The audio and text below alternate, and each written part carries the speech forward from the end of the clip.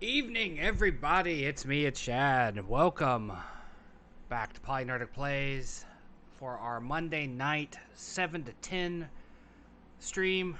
It was our regularly scheduled Monday night stream. I didn't get to do the morning show that I wanted to do this morning because I woke up and could not find anything I really wanted to talk about on a live show format. So I very quickly recorded a vlog, just a simple good morning to everybody. That went live on anordinarylife.wordpress.com, also on the PolyNerdic YouTube channel under our vlogs playlist. You can check that out at your leisure. It's only a couple minutes long, and it's basically just a, well-wishing, sort of conversation while I drink my coffee, talk about, what little bit was on my mind before work. Tonight, we're going to dive back into the world of Vampire the Masquerade. If you recall, back on Labor Day weekend, we streamed a little bit of Vampire the Masquerade. I mispronounced it then. Coteries of New York was the name of that game. It was a visual novel. It dealt with a character that had been forced into the world of being a vampire against their will, at least the character I played as. I named her Lorelei. She was a business lady. High-ranking business woman who was turned and was nearly executed for being turned. She was saved by an older vampire who became her patron. Taught her the ways of being a vampire in New York, the ins and the outs, the politics, the houses, the different clans, if you will. Different types of vampires, and helped her form her own cabal, little loose alliance, a coterie. Amongst them was a Nosferatu named D'Angelo, who was one of my favorites. He, from what I understand, is in this game. I'm very excited to get to do his gravelly smoker's voice again. It was the only voice that I felt that I really perfected. The rest of the characters I really didn't quite nail who they were. In this game, from what I understand, we are playing as a character named Julia. You'll see her in just a second on the main screen. I'm not sure who the white-haired woman is sitting with her. I'm not sure if it's a love interest, another vampire. I don't know yet. Julia, I do know, is a writer, and that's as far as I've looked into the game. Other than that, I know it is also a visual novel. This one's Shadows of New York. I know D'Angelo is in it, like I said, so I'm excited to get to play, or get to read his lines again. This time I think I'm going to do the entire game on stream. Not in one sitting, but I do think I will not finish this one off stream the way I did the previous game. The previous game I wrapped up last Tuesday when I had a headache and didn't feel like streaming.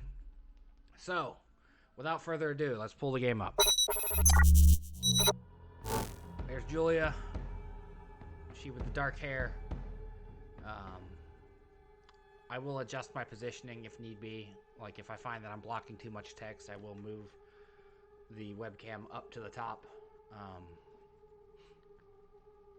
In fact, let's go ahead and do that because I'm pretty sure I'm going to be in the way down here, at least of some of the text. As soon as I get it to do both. There we are. Don't want to move just the video or just the frame, right? As you can see, what I just moved, $85 thus far. For Extra Life, beneath the video, you can find the link to donate. Let's go ahead and jump in.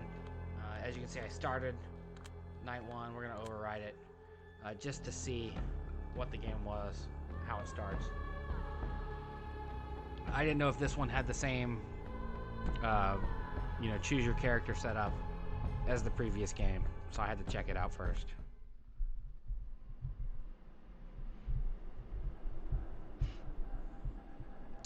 Welcome to my castle.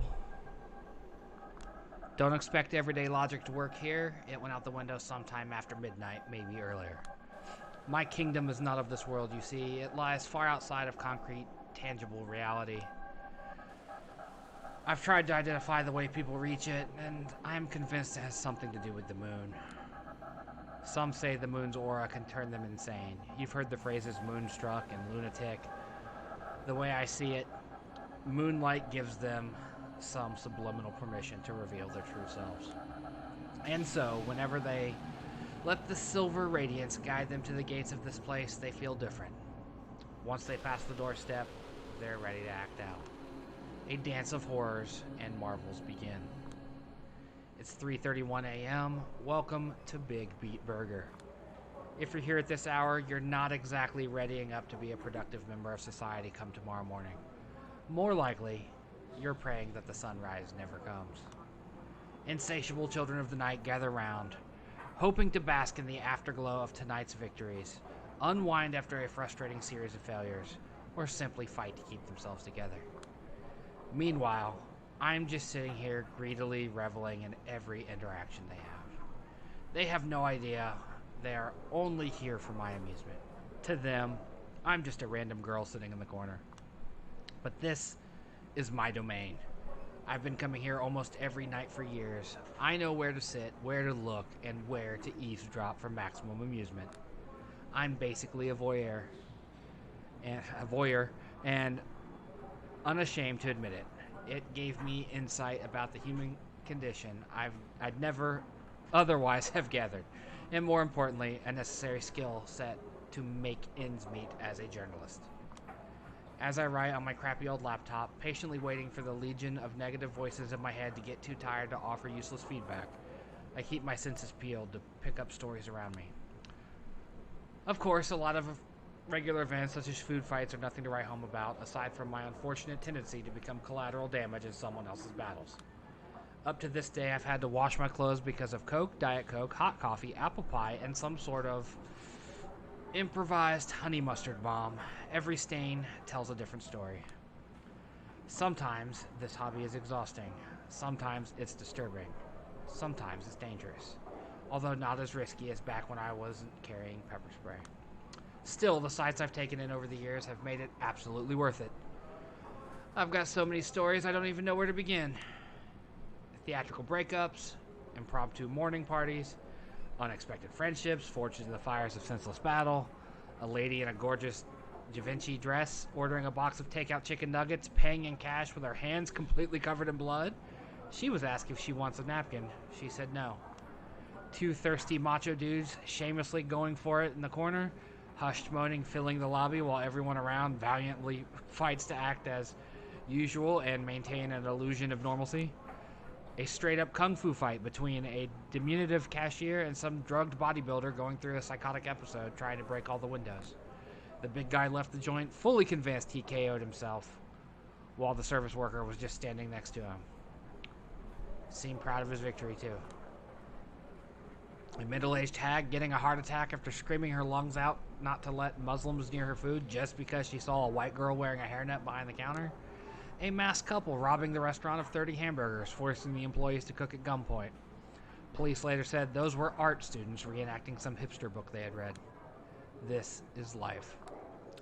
This is humanity at its worst and best. This is the noise that serves as the foundation for my creativity. This is the soma that keeps me going. This is... As pathetic as it may sound, these days, this is the only place where I feel alive. Sometimes I think of myself as a leech, feeding on these people's stories, emotions, and personalities just because I'm not satisfied with mine. At times, I think of my psyche as some kind of shitty postmodern construct that is fundamentally incapable of honesty, but only yearns for something felt and truthful. Does this even make any sense? I look at the screen of my laptop, 3:47 a.m. At this point, I'm almost somnambulic, but nothing interesting has happened yet. Feels like all the customers are watching each other tonight, hoping for the others to provide a fun diversion. This is my turf, you parasitic douchebags. Next time, go find your own. I think it's time to call it a night. The coffee I always order so that they don't kick me out is undrinkable. I reread the rough draft I've been working on for the last 6 hours. God damn, this is pure trash. I hold the backspace button until the Google Documents page is nothing but a calm white slate and let out a sound of deep relief. There's no pleasure more intoxicating for a frustrated writer than ragging on someone even worse than them. And what target is easier than the dumb bitch you used to be 10 minutes ago? I check the time again. I need to go. I have an important meeting tomorrow at 10 a.m., and I have a hunch it's not going to end well. And it's not because I'm an irresponsible dumbass who's going to need a few cups of coffee to simply function on a basic level, despite like 4 hours of sleep. It's because I always have a hunch things are not going to go the way they are supposed to. Click, clack, click, clack, click, clack. The loud clatter of keyboards assault me from all sides. Makes this splitting headache unbearable. Used to be, I dreamed of nothing else but being a part of the New York Lodestar editorial team. It was the first magazine I started reading regularly, the first magazine I ever bought for myself. Now simply hearing the word Lodestar is enough to ruin my mood. Never mind seeing all these old farts phoning in more reactionary opinion columns and Wikipedia-level analysis of current events. Click, clack, click, clack, clack. They used to destroy and rebuild my entire worldview every month. They shaped my thinking about politics, art, journalism. They even pointed me toward my favorite cigarette brand, for God's sake. Then some talented people started leaving for greener pastures. Some got too wrapped up in their own neuroses. Some became complacent. All of them committed the sin of allowing themselves to grow older. Fresh blood was deemed unnecessary, even though young freelancers were being bled dry. These days, whenever someone from outside Lodestar talks about Lodestar, it's because of a few idealistic contributors willing to accept meager pay while putting in serious work. Dumbasses. Other than that, the magazine specializes in publishing pale echoes of provocative ideas I heard somewhere else a few years prior, wrapped in an aesthetic that hasn't been cutting edge for a decade. No wonder the readership is in a free fall. But even though the ship is sinking, the old guard won't let it go down without a fight. As in, if anyone from the outside attempts to board the vessel in hopes of fixing its course or its holes, they will be swiftly taken care of. I should know. Been there, done that. As it stands, the only full-time staff member who doesn't make me regularly attempt to cringe my face off with his writing. Cough, cough. Excuse me. That's better. Is Lodestar's editor-in-chief, Brian. I'm just calling him Brian. I never knew how to pronounce the NG. That's a cultural blind spot for me. I apologize. The man sitting in front of me right now. Of course, he only has time for editorials these days.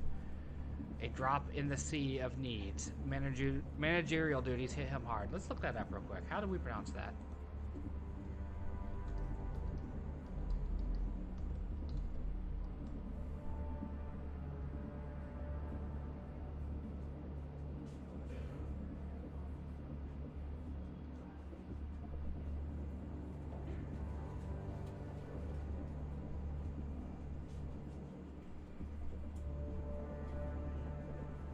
Okay, it's literally Okay, cool. I didn't want to mispronounce it. So, we learned something today, neighbors. Brian,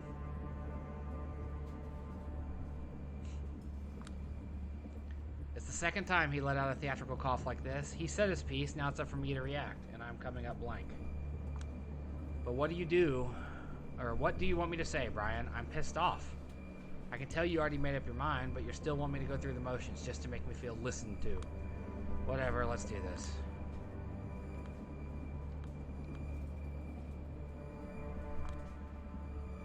I feel stupid that I even have to say this out loud, but you're essentially covering up for a sexual harasser, Brian.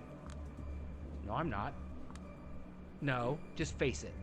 Let's say the Harvey Weinstein story appeared on your desk instead of reaching the New York Times. Don't you compare me to the Times. You know that's a low blow. You're asking for it. You're not exactly in a position to talk about low blows here. You know that's not the core of the issue. You're avoiding the core of the issue, Brian. No, I believe I've pinpointed it in a precise way.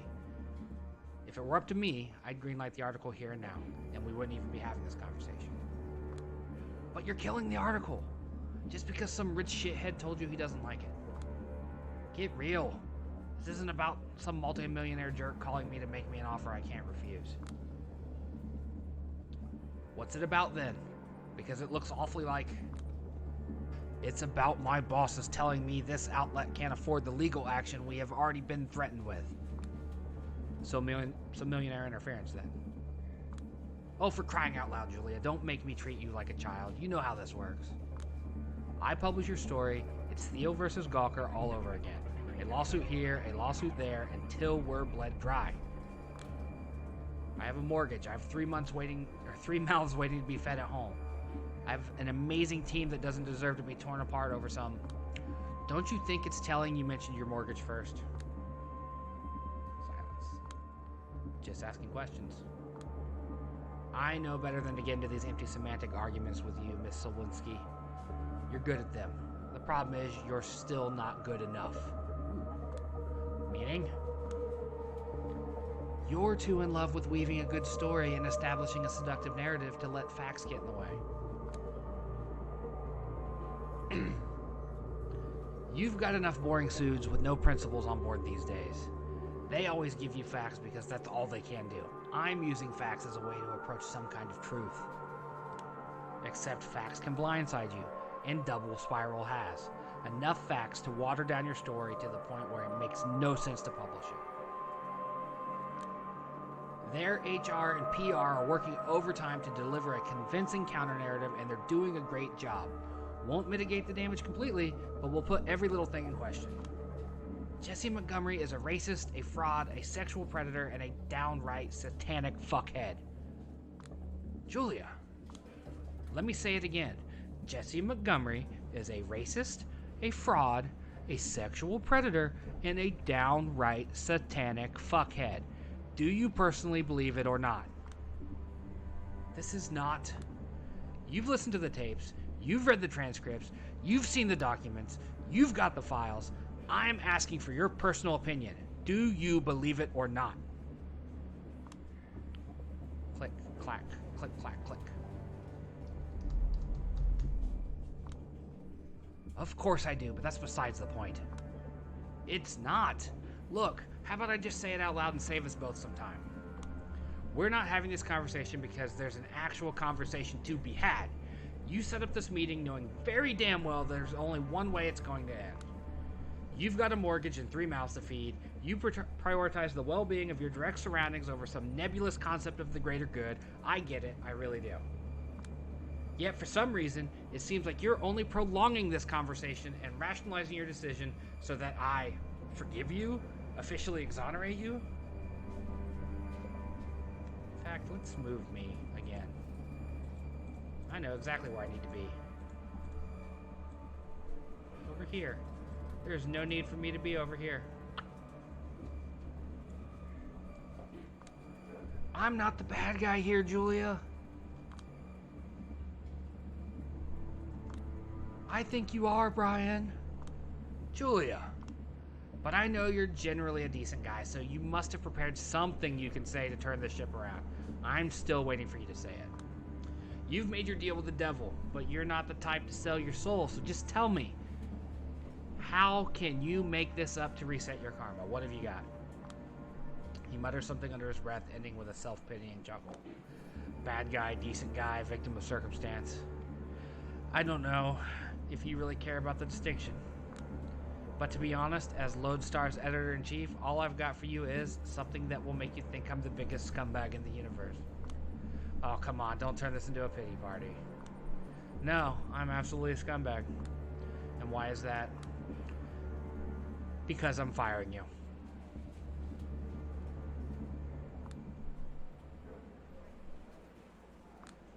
My thoughts are scrambled. For a brief moment, the state of my bank account displays before my eyes with startling clarity. A howling void opens in my chest and starts traveling towards my stomach. No, don't panic yet, you idiot. Get more information. Now, there must be a catch. Oh, I get it, you're just kidding. I'm a jerk here, but not that much of a jerk. No way. You're gonna say it's just a prank. I know you. This isn't you. This isn't me. It's them, Julia. What them? Who's them? He glances left and right, and then points upward for a short moment.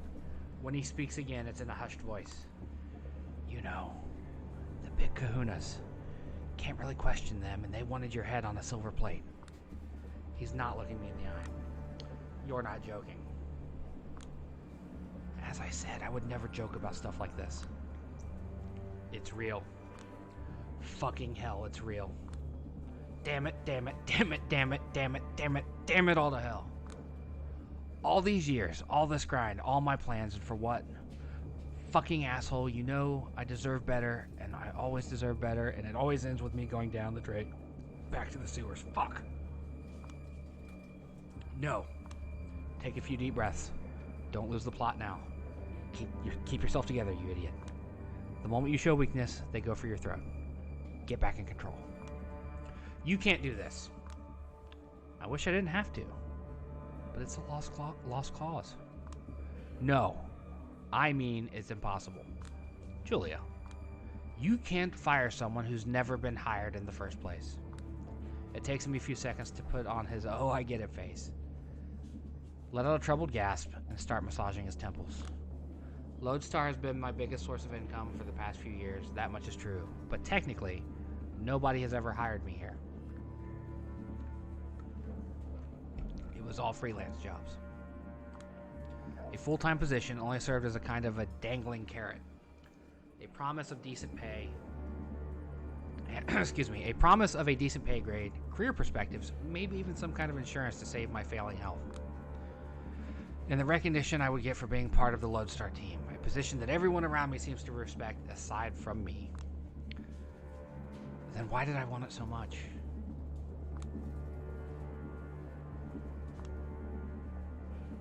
There will be time to mourn what could have been. For now, I should act like I don't care. You know what I mean. If I let you work, even under a fake name, it would be the guillotine for me. This is ridiculous. You know I'm going to start shopping this story around the second I leave this room, don't you? Of course, I know. I told him. Any response? Let us worry about that. Well, that doesn't sound ominous at all.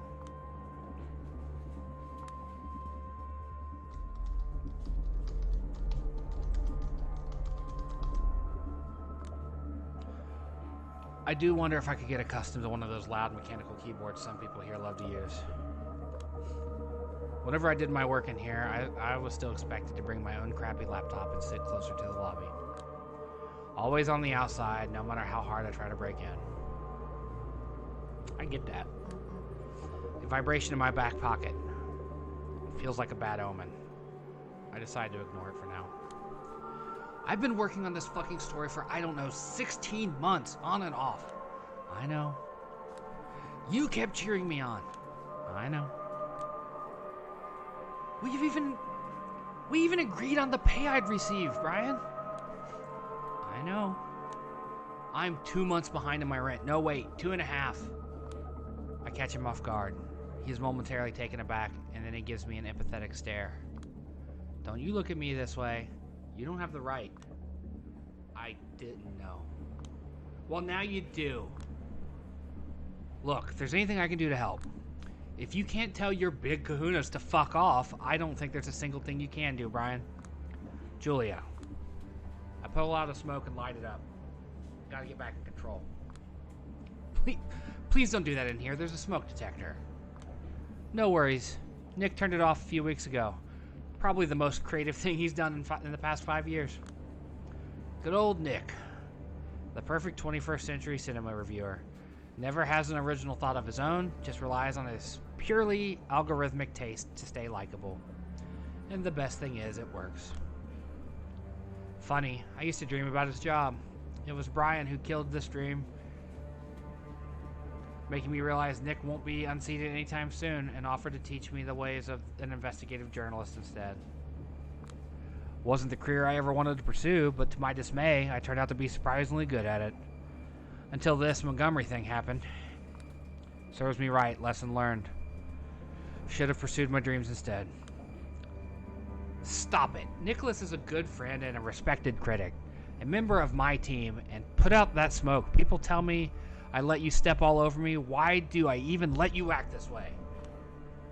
Because you once told me honesty is most important in a mentor-student relationship, and that it works both ways. And because I thought we were friends, Brian. He bites his lip and stares sideways to avoid my eyes. At the end of the day, bosses aren't friends. Must have been a terrible mentor if I didn't even teach you that. Oh no, you're not getting off the hook this easily. You're still my mentor, and I will make sure you take responsibility. You're getting rid of me at least point me in the right direction. I need to get my shit together and fast, and I can't do it on my own. Fair. I might have failed as a guide, but I will do what I can not. I will do what I can not to leave you stranded. I will do what I can not to leave you stranded, okay? Took me a minute to get that one. There are options. None of them are a remedy for all your troubles, but... Wait a second. Another vibration in my pocket. Another foreboding feeling. This time I reluctantly take the smartphone out of my pocket. If it has to rain, why not let it pour? A new email. And it's a lengthy one. The sender? Speak of the devil. No, this can't be. Christ. I just got an email from Mila Lopez. She claims that she's just been laid off of Double Spiral. Same as Mike Antonoff and Jared Rivera. What? It's... what happened? I'll spare you all her insults, okay? The key thing is, it seems their HR knows all the confidential information about my journalistic investigation and used it to shut everyone's mouth. Hell, apparently Montgomery walked up to Lopez as she was emptying her desk and told her to thank me for being a, quote, dumb and careless cunt. Brian goes pale.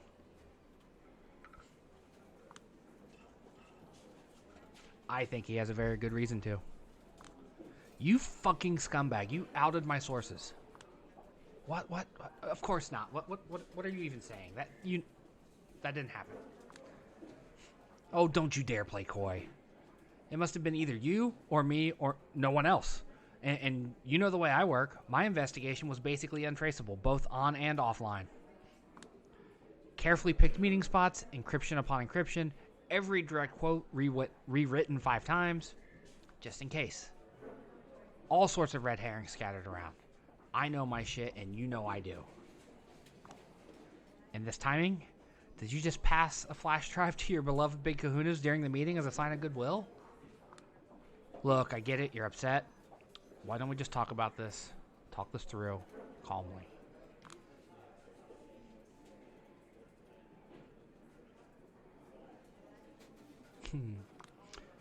Fury takes the wheel, and I'm just along for the ride. I can't do anything about it. In a deranged way, realizing you're just a passenger in your own body feels liberating. Let's see it all unfold. Calmly? Fuck you, Brian. Julia. I've been paranoid for months and months, acting like everyone I didn't know was an assassin or a corporate spy. I know I haven't messed up. Not in a way that would implicate all of them. You goddamn, you thought you could get away with this. I haven't done anything improper. Don't push the blame on me, Julia. So what? You're claiming it's my fault? Because you're never the guilty one? It's always the bosses, the economy, the obligations you have, and now me. You're being silly. Quit this martyr bullshit. Calm down or I'll have to. You immoral shithead. You motherfucking... Calm down, for God's sake. And so it goes. I yell out a lot of words I wanted to say for a long time, but held back. I fling a lot of insults I've been workshopping for years, hoping I'd never use them. I break a few things. At times, for a split second, I see pity in somebody's eyes. It's going to haunt me for a long time, but in the heat of the moment, I don't care. These people, no, this company has nothing left to offer me. So at least let me take this catharsis. In the end, a security guard has to escort me out of the building. And that's the end of my journalistic career. I just feel like my world has crumbled into nothing. I mean, you have every right to. Like, Jesus, if I were you, I would have broken down in a sobbing mess. I'd love to, but I'm on the subway, far too proud to cry in public, even now. And it's stupid, but I feel like someone out here keeps destroying everything I hold dear just to see my reaction. Like it was a prank show and someone was waiting to record me crying. So out of sheer spite, I'm doing my best not to cry. Fuck you, whoever you are. Whoever and wherever you are. That's the most Julia Sawalski thing I've heard. Spite as the greatest motivator, huh? I'm not feeling particularly motivated to do anything right now, to be honest. I just want to stay in bed until my shithead landlord calls the cops to forcefully evict me. Not surprised. Shit, I know that whenever life decides to fuck you over, it's always one thing after another. But this is too much. How much is too much? Let's recap the last week of June 2019. I've been kicked out of my job. Well, not that I've ever been hired, so let's just say my mentor broke every vague promise he's ever made to me. A big thing I'd worked on for a year and a half went down the toilet. It's all useless. My boss didn't protect my sources properly, and now they're trying to reach me through every possible channel to threaten me or just yell at me. And they have every right to react like that. All of my side gigs were shut down. Nobody's replying to my emails.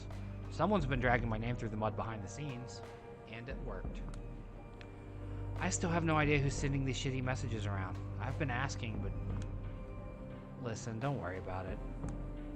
I'm not going to stand idly by and watch you get canceled by some mean-spirited delusional. I said don't worry about it. I have 3 unread messages from my landlord. The message previews were stressful enough. A call came from Chicago. Apparently Dad has bladder cancer. Mom is in hysterics. She'd go crazy if she heard about my situation, so I have to pretend everything is okay whenever she calls. And she calls every day. And she just won't hang up before she offloads all her burdens onto me. And I can't blame her. Because we all had to learn to cope with Dad's psychopathic tendency somehow. I was robbed. All my documents and what little money I had gone. Don't even know when or where it happened. It's driving me crazy because I'm always extremely wary of pickpockets. The list goes on. I don't want to sound paranoid, but it really feels like a concerted attack. Paranoid is good. Anyway, I know you always hand wave this topic away, but just remember that if anything happens, my place is your place. You don't have to go through it alone. I do. I've been a trouble magnet, and as self-centered as I may be, I don't want it to affect you. I know, listen, I have another call. Alright, just call me if anything happens. No matter how dumb it seems, okay? And swing by whenever you can. I will. Thank you. See you. I put my phone away. Exhale and blankly stare in front of me. Christ. I glance at my reflection in the window. Just look at this idiot. Whenever the situation requires me to dress formally, I still feel a bit like a child cosplaying as an adult. Should have just followed the dress for the job you want advice and continued dressing up like a trust fund kid who keeps partying on Brooklyn rooftops for years without a care in the world. It's only after a while that I realize the car is empty. Unnaturally so. I start feeling uneasy when someone enters my peripheral vision. And that's the last thing I consciously register. The world dissolves. When I come to, I'm out of the subway, standing in a back alley I don't recognize. It's pretty dark. My eyes start adjusting, and I try to figure out what just happened. There's a gun in my hand. A faint silhouette at my feet. It's not moving. Somebody stands in front of me covered in shadows. I can't fully make out her face, but she's staring at me with visible intent. She speaks. Her voice is raspy and androgynous. Her tone hateful and mocking. Well, I don't know if I can do those. Aren't you a nasty one? don't know what that was. What's going on? Who are you? Don't play coy. My mind goes blank. I look at the ground. There's a body riddled with bullet holes. And I recognize who it is, or was. The corpse belongs to Mike Antonoff, one of the double spiral whistleblowers. My source. He was just threatening to get back at me a few hours ago. Before I can feel even the tiniest bit of compassion, I face a terrible realization. They will think I'm guilty. Oh my God, am I guilty? How is this real? You've done something to me, haven't you? Back in the subway, that was you, wasn't it? A man is bleeding out at your feet and you're turning this around on me somehow? I haven't done anything to him. Again, don't play coy. You knew him. He was mad at you. You started telling him sob stories about your situation. He wasn't having none of it. You got mad, things escalated, and he died. This isn't true. It's plausible, but that doesn't make it true. Or does it? This is just a nightmare. It doesn't even make sense. It must be a dream. Oh, and if this isn't, the person in front of me must be responsible. There's a faint voice in my head screaming that it's her world. I'm just living in it. What the fuck have you done to me? Nothing yet. But I'll do what I can to get you locked up for life. This is a murder in the first degree with special circumstances. Her detached voice and nonsensical tone only reassures me this can't be real. I refuse to believe it is. Before I even manage to think this through, I point the gun at her. If I did murder him, you wouldn't be acting like that. You wouldn't be standing in front of me. You'd be running away, calling the police, begging for help, yelling that I'm a psycho. Oh, you're a psycho, but I'm not a coward. I won't let you walk out of here alive.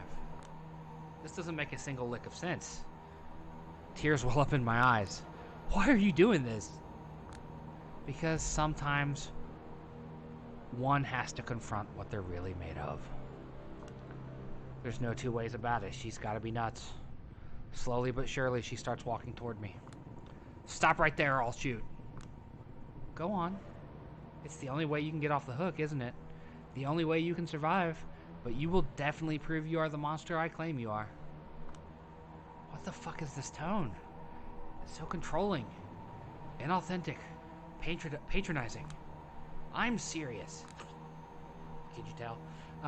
For your own sake, you better be. She keeps getting closer. Maybe I did kill Antonoff. Maybe I don't deserve to live. Maybe it's less tiring not to live. Maybe I should just let her take care of me. Maybe I will just wake up. Or maybe this insane reality needs to be rejected as violently as possible. Maybe a world that wants to destroy me deserves to be destroyed. She's right in front of me. It's now or never. I close my eyes and squeeze the trigger. A loud bang echoes through the alley. I'm afraid to look at what I've done. I've been to a shooting range once and felt absolutely horrified by pistols. Such a small thing, but it can easily puncture a hole in the fabric of reality. A hole in the fabric reality is made of. Never knew I'd be able to use it against another human being. The very thought makes me want to puke. You were a right choice after all. I'm so glad. You haven't allowed yourself to break, but you've crossed the line I needed you to cross. There's a silent flame in you. That could become an inferno if left unchecked. I sure hope it will. She's still alive. Her voice is coming from behind me. She puts her hands around my waist, and her cold mouth touches my neck. I can feel my shirt getting violently torn off. I don't understand, but I'm too dazed to protest. That was your final test. Congratulations. You have proven yourself worthy. I can feel something sharp sliding into my neck. It's not too painful, just startling. Think a doctor pushing a needle into your vein without proper warning. Then it hits me. Pure bliss. The dopamine receptors I've considered completely fried until now suddenly recover and start bombarding me with pleasure I've never known before. I finally let the tears go. They come flooding. I've been waiting for years. It's such a relief. Is it raining? I feel like I'm in the middle of a deluge, at least. Washing away all my fears, all my sorrows, all of my anger, all of my pain, all of my ego. I become one with the world and the woman behind me. She's holding me tight, making me feel like the only important thing in the world. Everything else blurs. I feel something intense towards her, something I've never felt before. Is this love? I hope it is. This is not you, hisses a familiar, cynical voice in the back of my head. It's okay. I've never felt particularly fond of me anyway. New York, you're perfect. Please don't change a thing. He who laughs in the shadows always has the last laugh. Hallelujah, praise be. When everything is a cliche, nothing is. Isn't that the ever-distant utopia I've been chasing all along? People on the other trains, I hope you're doing fine. God, shut up, just enjoy it. You finally understand. She's making love to me. She's giving birth to me. She's burying me.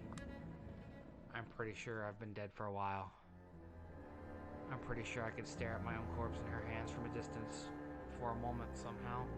And then I'm alive again. She lifts her mouth from my neck. No, wait. I taste blood in my mouth. Was I drinking her blood too? I realized that whatever this was, it's over. And I have to bask in the afterglow while I still can. I also immediately understand that I'm going to chase this fleeting feeling for the rest of my existence. Finally, she lets out a whisper which concludes the ceremony. No matter what happens next, forget. You're a monster. But you were lucky enough to be born into a world of monsters. So you don't ever mourn that fact. Embrace it.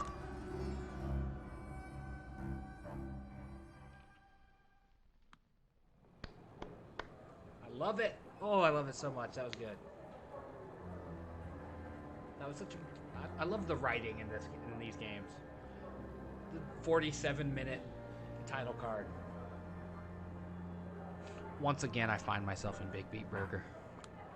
Familiar surroundings, faces I recognize. Mood, same as it ever was. Still, I process it in an entirely different way. It all frustrates me now. Or more precisely, makes me frustrated with myself. Like I'm clinging to the remnants of a cocoon I've outgrown. It's the same with these cigarettes. I don't need them anymore, so why do I keep holding on to them? Fucking hell. It's like I refuse to accept that I'm something better than I used to be. A vampire. Just 2 nights ago, I met Karen. She embraced me. By which I mean turned me into a kindred. She calls herself my sire, and me her child. Last night, she taught me the basics of survival. Drinking blood, manipulating humans, bending steel, controlling shadows. Tonight, I expected more lessons. Instead, she told me to go out and enjoy myself. What's the catch, I asked, to which she responded, I might kill you if you prove to be a disappointment. There are a few rules. I have to uphold the Masquerade. I cannot contact anyone I knew as a human. I can't let anyone realize I'm not human anymore. I can't embrace anyone, and so on. Otherwise, I'm free to do whatever I want. But for some reason, the first thing I did was come back here. Old habits die hard. Karen is probably watching me from somewhere even now. The way I understand it, tomorrow night she is supposed to introduce me to the Camarilla, a local society of vampires. Turns out they are the ones who have been systematically ruining my life lately. All part of some secret evaluation that I barely passed. Just imagining the reach they have makes me dizzy. After they destroyed the old me that I barely cared about, Karen rebuilt me anew. On one hand, her test left some scars that will take time to heal. On the other hand, maybe I should just be grateful. I'm snapped out of my thoughts by a sudden scream. Some douchebag yelling about his french fries not being salty enough. I think this is my cue to leave. Permanently. Goodbye, BBB. I hope to never see you again. I'm destined for greater things, you see.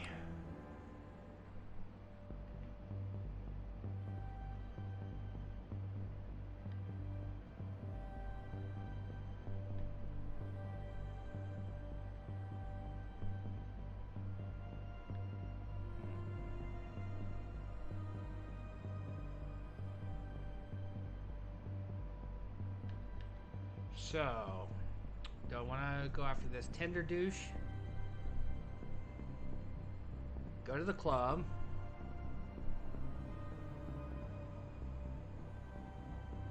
Or save someone.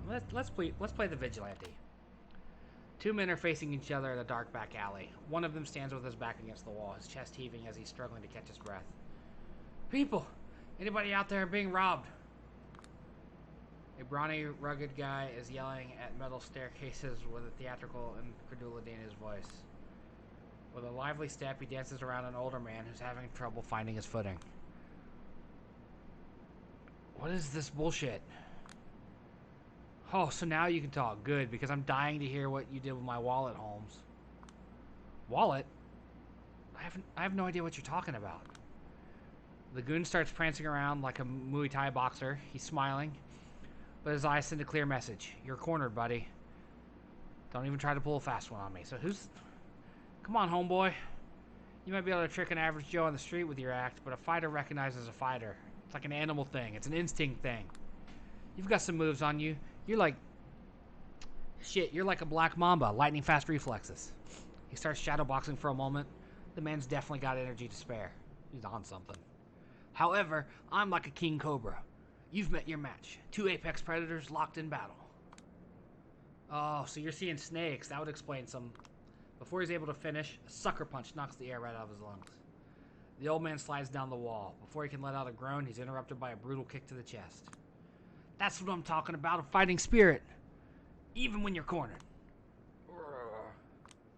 Take a seat, deep breath. Collect your thoughts before you speak up again. Remember where you put my wallet now? I think you're pretty sure you broke my rib, man. An eye for an eye, a rib for a ribbing. Biblical punishment, it's only fair, homie. Fair? At least admit that this is a mugging. Wallet my ass. Still in denial? Okay, let's say I had $5,000 in there. Give me $6,000, I'll let you walk away. Relatively unharmed. So you admit it? Admit what? That this is not about proper compensation. This is a robbery. Look, buddy, this is beginning to bore me. Unless you want me to go all Anderson Silva on your ass, give me what I want. Anderson Silva? Yeah, Anderson Silva. A flying knee meeting your solar plexus. The man, the myth, the legend. Brazilian Jiu-Jitsu, Thai boxing, Western boxing, Taekwondo, Wing Chun, and Capoeira. Combined into a single fighting style that can only be described as straight-up murder. I've been studying the glorious singularity that is Anderson Silva for years, man. Every move I have, I owe to him. So you don't want to make this snake turn into a deadly spider. Show me the money, honey.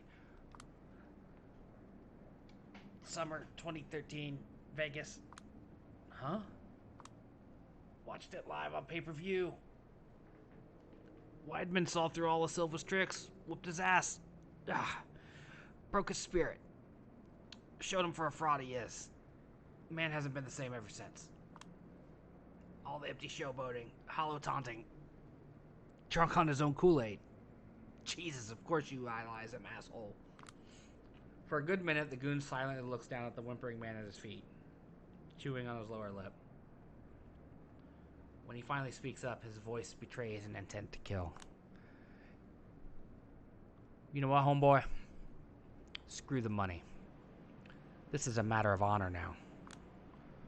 My thoughts exactly. Ha! He raises his fist.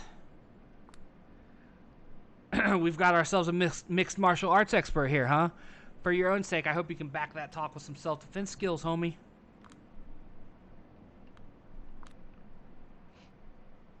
Boosting your self-esteem by beating up an injured old geezer. God damn, you're pathetic. He jumps at the sound of my voice, turns my way in the blink of an eye, and immediately assumes a combat stance. His reflexes are sharp. Looks like he at least has that much to back up all his bragado.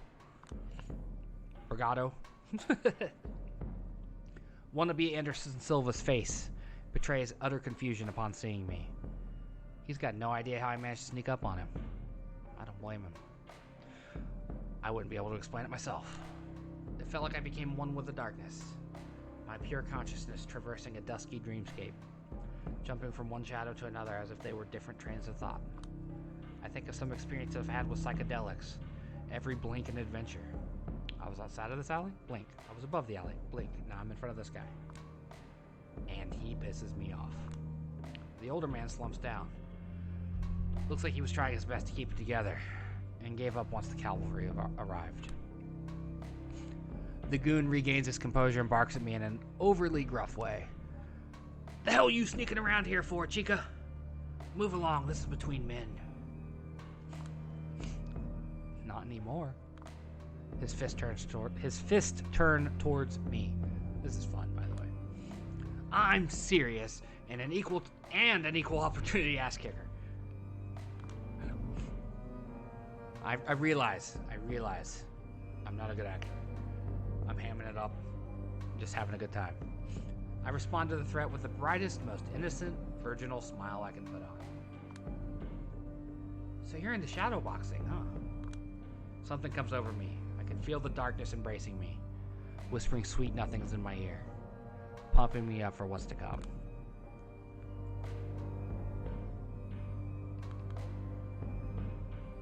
Oh, good choices. I've always wanted to try this.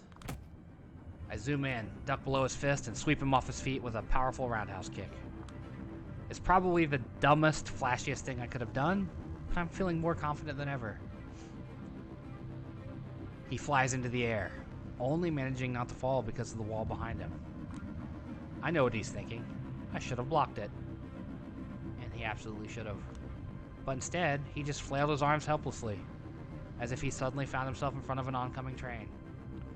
A primal expression of fear that suddenly and completely took him over. I don't know how I look right now, but judging by his expression, my best guess is like the gaping maw of some primordial beast. I follow up the surprise attack with another punch to the solar plexus, or at least my nearest estimate. Once again, the effect terrifies even myself. Looks like my hunch was correct. I hit the right spot. He falls to the floor, whining like a wounded animal, tears streaming down his face. I let him collect himself a bit, and then I grab him by his chin. Learn to choose your battles, homeboy. Let me go! Let me go, for Christ's sake, just let me go! I kick him in the direction of the alley entrance. He staggers off quickly, disappearing from my sight. I check on his victim. Looks like he's conscious. Wow, you whooped his ass, girl. Oh. But hasn't noticed anything out of order. Good, I was getting worried. I might have overdone it a bit. That woman did say keeping a low profile would be crucial if I want to survive. You all right, sir? You need help? He manages to stand up. His smile is strained, but it suggests he's fine, or at least trying his best to seem fine. No, you gave me all the help I needed, and then some. Thank you, miss. What's your name? Jessica. Thanks, Jessica. I was worried for a second, but this asshole's bark was worse than his bite. He's probably in worse shape than me now. I guess that counts as a victory. I'd better be going. My wife is probably worried sick. But before that, if there's anything I could do to repay you. Forget about it. Just be more careful in the future, alright? A true heroine always refuses compensation for her help. At least that's how I think things should go. Never thought I'd help someone in a street fight. You're something else, Jessica. You never wanted to try your skills in the octagon? Too much in love with my gorgeous face to see it bruised, battered, and swollen. Sorry. I hear you. Whatever you do next, God bless you. And there he goes. God, huh? I feel like one right now. No more worrying about being out after midnight. No more feeling uneasy whenever I spot a shady asshole across the street. Ever. Hell, I could start jogging in Central Park after midnight now. Not that I need to. The future's looking bright.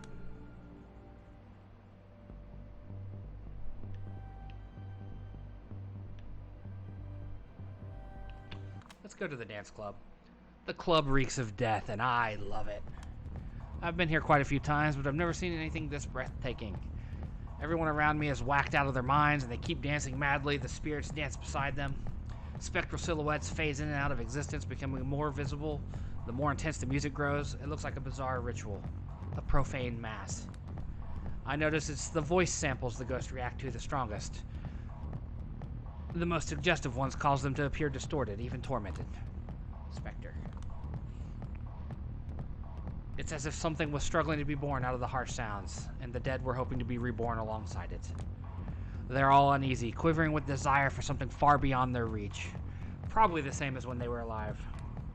Sometimes the living dancers spot their dead counterparts. It's usually the most manic ones who notice something out of the corner of their eye, if only for a split second, but never realize what they've glimpsed. Some apparitions dance to a completely different tune than the rest of us. Only one they can hear. Those seem the saddest. The spectacle is eerie. At times it's unbearably melancholic. Above all, it is beautiful. I keep on moving to the rhythm until I reach a trance-like state. And then something even stranger happens. Every now and then, when I brush against someone, a fragmentary vision appears before my eyes. A car burning on a freeway, an outstretched hand in the depths of the sea, a man jumping out of a skyscraper window. Memories of the past, preventable visions of the future. I have no idea what it means, but I'm strangely eager to find out.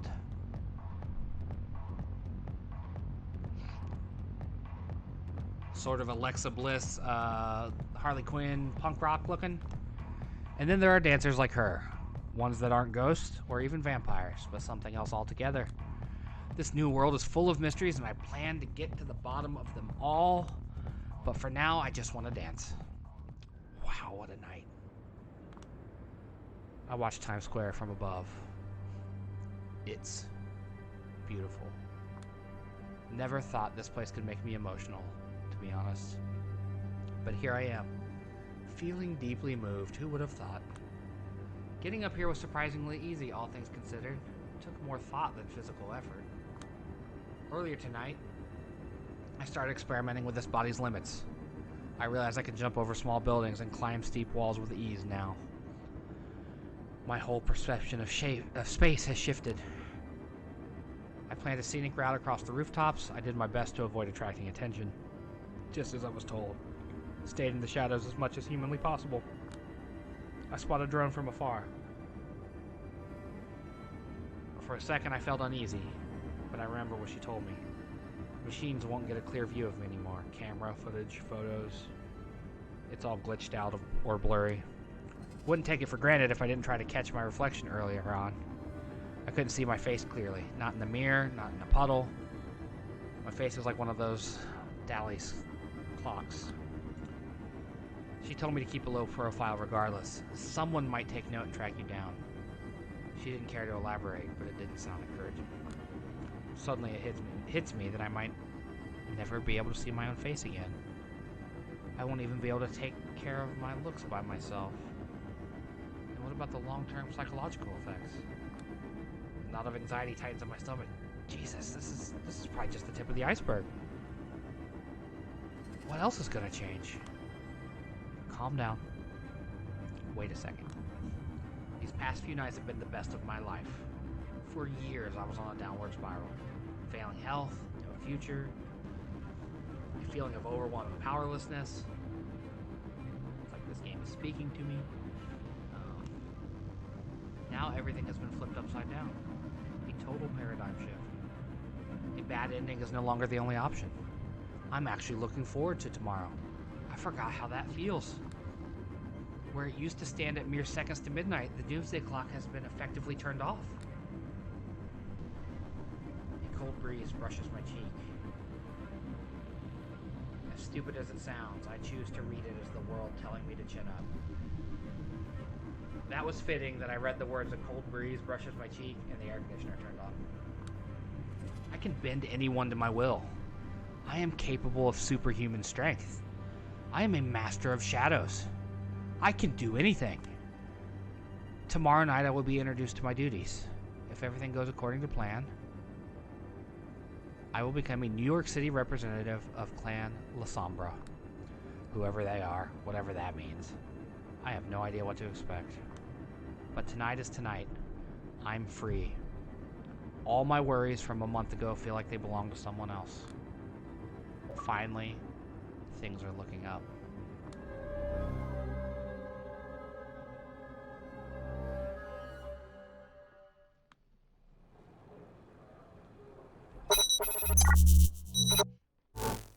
We're going to end right there. I'm going to take a break, get up, stretch my legs, and we'll be back with something else.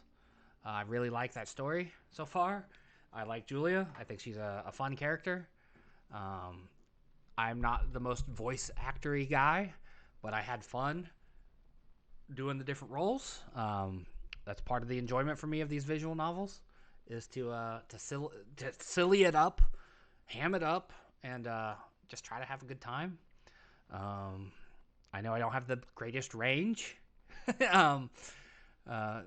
It's mostly my cadence more than anything. I look forward to D'Angelo showing up because I think I nailed his voice. I got his voice down. It's I bring it down into the gravelly register of my voice, and I talk like I've been smoking for a very long time. Something like that. Different. I did it different before. You'll hear it. Anyway, Beneath the Video Player, Extra Life. We're at $85 now. I want to get past that $100 mark, then the $150, then the $200. Our goal for the year is $500. I want to get as close to that as possible. Please, that is one goal that I absolutely cannot achieve without your help. I do not have the funds to get myself to $500. It's just not going to happen. So please, please, please, find it in your heart, find it in your wallet. $5. Throw it our way, please. I'm also working very hard on becoming an affiliate. Please pay attention to when we're going to go live. Please join us on the live streams. I just need the viewership. I do the hours. I do the number of days streamed. I have the followers. I just need the viewership to get to the affiliate status. And then from affiliate on to partner. But let's get affiliate first. I want the subscriptions. I want the bits. I want the tips, all that stuff. I want to be able to have a little bit of income coming in. If you don't want to watch me, but you still want to support me, we have Patreon and Ko-fi or Ko-fi. I've heard it pronounced every different way. You can hit those up. They're right there in the chat. If you go to the socials link, the one that says polynerdic.card.co, go there. You can find our links to everything, including our Discord and our subreddit. Become one of our nerdy neighbors, please. Join the conversation there. You can also find links to the subreddit and the Discord beneath the video player. Two or three different places. Anyway, I gotta get up and move around a little bit, and get refill my drink, and then we'll be back with something else. Thank you for watching. See you shortly.